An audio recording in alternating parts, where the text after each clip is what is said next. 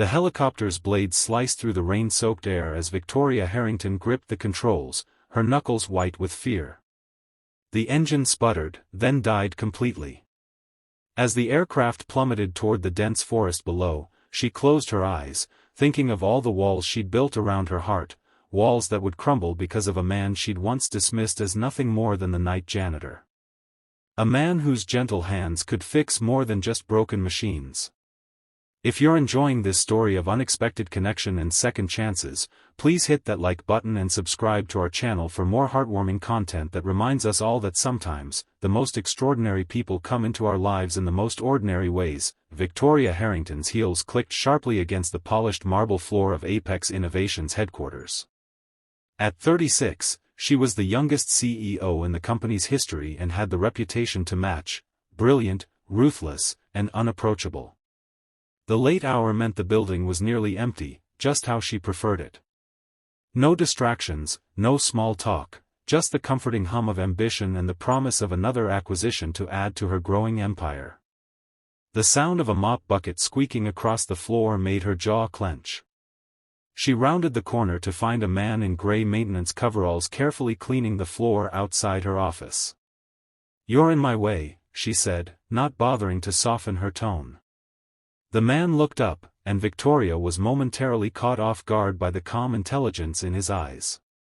He wasn't young, perhaps early 40s, with salt and pepper hair cropped short and a day's worth of stubble on his jaw. He didn't flinch at her tone, merely nodded and moved his equipment aside with practiced efficiency. "Sorry about that, Miss Harrington," he said, his voice carrying a slight accent she couldn't quite place. "Just finishing up here." Something about his dignified response irritated her. Janitors weren't supposed to make eye contact or speak with such quiet confidence. They were supposed to be invisible. "Well, hurry it up. I have work to do, and I don't need the distraction of someone sloshing water around outside my door." He nodded again, that same infuriating calm in his expression. "Of course. I'll be done in 5 minutes." Victoria swept past him into her office, annoyed at herself for even engaging in conversation. She had a helicopter manufacturer to acquire, and the board meeting tomorrow would determine whether her strategy would be approved. She needed to be perfect.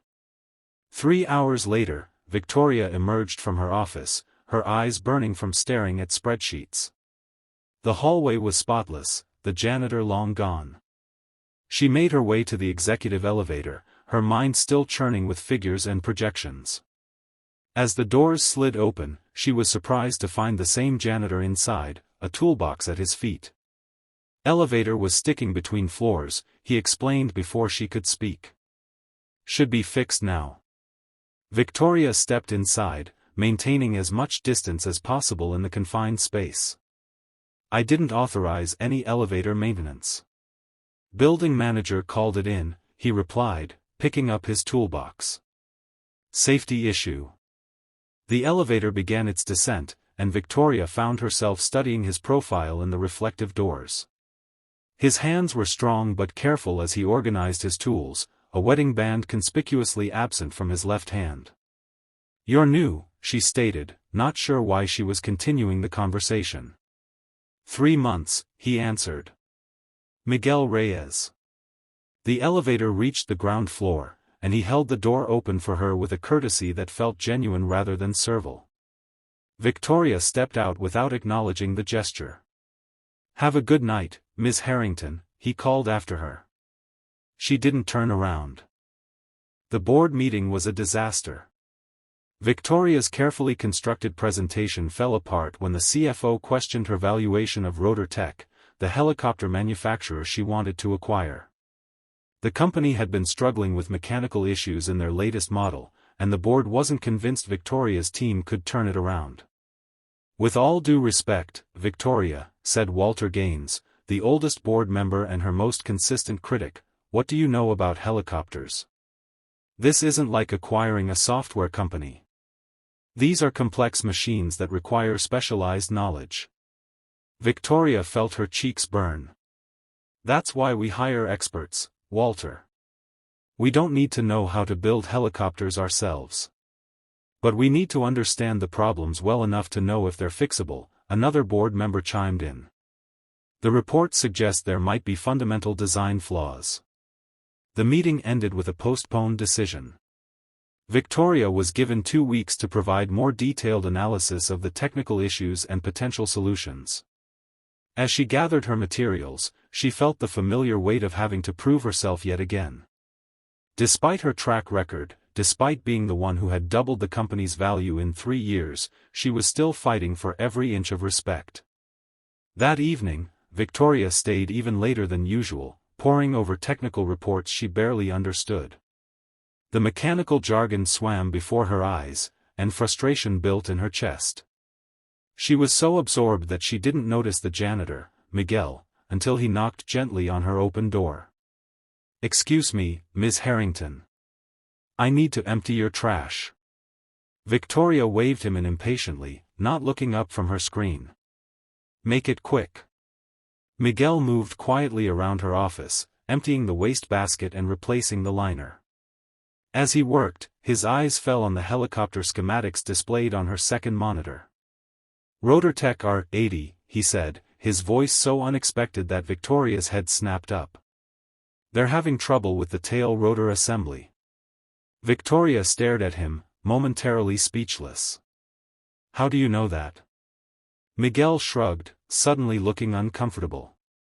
"I used to work with helicopters." "As what? A mechanic?"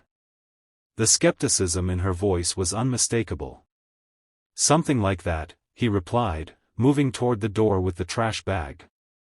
Victoria's frustration with the board, with her own limitations, and with the man standing before her who somehow knew things she didn't, all converged into a moment of biting sarcasm. "Right," she said with a harsh laugh. "Fix this helicopter and I'll kiss you." The words hung in the air between them, her mockery naked and ugly. Miguel's expression didn't change, but something in his eyes dimmed. He nodded once and left without another word. As the door closed behind him, Victoria felt a wave of shame wash over her. It wasn't like her to be so openly cruel, especially not to someone who was just doing their job. But the pressure was getting to her, and she'd lashed out at the easiest target. She turned back to her computer, but the technical specifications now seemed even more impenetrable. With a sigh, she shut down her system and gathered her things. Tomorrow would be another day of fighting to prove her worth. The next morning, Victoria arrived earlier than usual, determined to make progress on the Rotortech problem. As she passed the security desk, the guard called out to her. "Ms. Harrington, there's a package for you. Came in late yesterday after you'd left." Victoria accepted the manila envelope with a frown. It wasn't addressed, just had her name written in neat block letters. Inside was a single sheet of paper with hand-drawn modifications to the Rotortech tail rotor assembly, along with detailed notes explaining the design flaw and a proposed solution. The work was professional, precise, and, from what little Victoria could understand, potentially brilliant. There was no signature, but she knew exactly who it was from. Victoria spent the morning having her technical team review the proposed modifications. By lunchtime, her chief engineer was in her office, excitement evident in his voice. "This could work," he said, pointing to the drawings. "It's elegant, actually. Whoever came up with this understands both aerodynamics and practical manufacturing constraints." "Where did you get it?" Victoria hesitated. "A consultant," she said vaguely. "Can you prepare a report for the board based on this?" "Absolutely. If these modifications are viable, and I think they are, we could make a very compelling case for the acquisition." After her engineer left, Victoria sat at her desk, turning over the hand-drawn schematics. The janitor, Miguel Reyes, was clearly more than he appeared. But why was he working as maintenance staff if he had this kind of expertise? That evening, Victoria waited until the office had emptied before seeking out Miguel. She found him in the maintenance room, organizing cleaning supplies. "Mr. Reyes," she said from the doorway. He turned, surprise briefly crossing his features before his expression returned to its usual calm. Ms. Harrington. Can I help you with something? Victoria held up the envelope with his drawings. You can explain this. Miguel wiped his hands on a rag and gestured to a small table in the corner of the room. Would you like to sit? Victoria hesitated, then took a seat, feeling strangely out of place in her designer suit amid the mops and cleaning products. Miguel sat across from her, his posture straight but relaxed. I was an aerospace engineer for 15 years, he said without preamble. Specialized in rotorcraft design at Sikorsky, then moved to Rotortech as their lead design engineer. Victoria's eyes widened. You designed the R-80? I was part of the team, yes. But I left before the final design was implemented. They made changes after I was gone, cost-cutting measures that compromised the tail rotor stability. If you were a lead engineer, why are you working as a janitor now? Victoria couldn't keep the disbelief from her voice. Miguel's eyes dropped to his hands. My wife died 3 years ago. Cancer. I have a daughter who needed me more than Rotortech did. The hours, the travel, it wasn't compatible with being a single parent. This job gives me regular hours and benefits. The simple dignity in his explanation made Victoria's throat tight. She thought of her own relentless climb to the top, the relationship sacrificed, the personal life postponed indefinitely. Your solution, she said, tapping the envelope, my team thinks it could work. It will work, Miguel said with quiet confidence. The problem isn't as complex as they're making it out to be. It's a matter of understanding the interplay between the main rotor downwash and the tail rotor in certain wind conditions.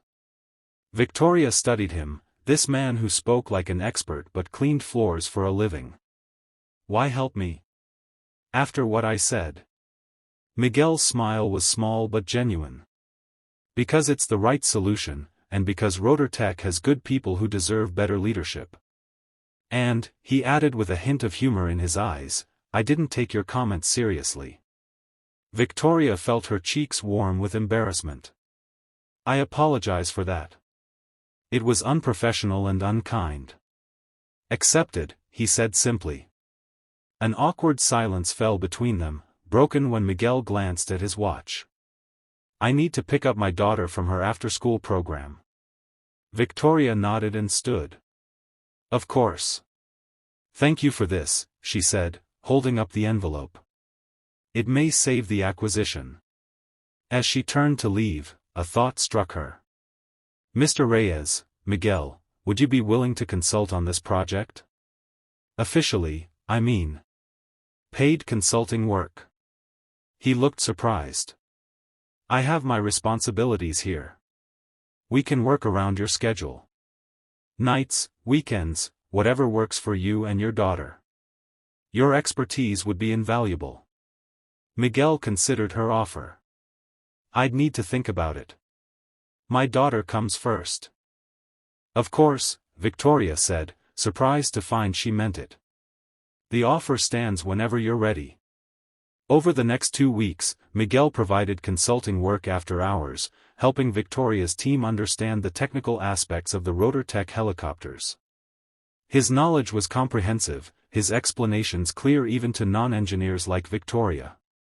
She found herself looking forward to their evening sessions, watching him sketch designs with those careful hands, listening to his patient voice as he walked her through complex concepts. She learned about his daughter, Lucia, a bright 10-year-old who loved science and soccer. She learned that he'd immigrated from Colombia as a teenager, worked his way through engineering school, and risen to the top of his field before giving it all up to be there for his child after his wife's death. The night before the rescheduled board meeting, Victoria and Miguel were alone in the conference room, finalizing the presentation. You should present this part, Victoria said, pointing to the technical solution section. The board needs to hear it from the expert. Miguel shook his head. This is your acquisition, Victoria. You need to own it. But what if they ask questions I can't answer? You can answer them now, he said with a small smile. You've learned more about helicopter design in 2 weeks than most executives learn in a career. Victoria felt a flutter of something unfamiliar in her chest at his confidence in her. "Will you at least be there? In the room? If you want me to be." "I do," she said, surprised by her own certainty. The board meeting the next day was a triumph. Victoria presented the acquisition plan with newfound confidence, explaining the technical issues and solutions with clarity that impressed even Walter Gaines. When questions arose about implementation, she nodded to Miguel, who was sitting quietly at the back of the room. "I'd like to introduce Miguel Reyes, a former lead engineer at Rotor Tech who has been consulting with us on this project." Miguel's presentation was concise and authoritative. The board members, initially skeptical of this unknown consultant, were soon nodding in appreciation of his expertise. By the end of the meeting, the acquisition was approved unanimously. As the board members filed out, offering congratulations, Victoria found herself standing alone with Miguel. "We did it," she said, a genuine smile spreading across her face. "You did it," he corrected gently. "This was always your vision." Victoria shook her head. "I couldn't have done it without you." "Maybe not this time," he acknowledged. "But you would have found another way.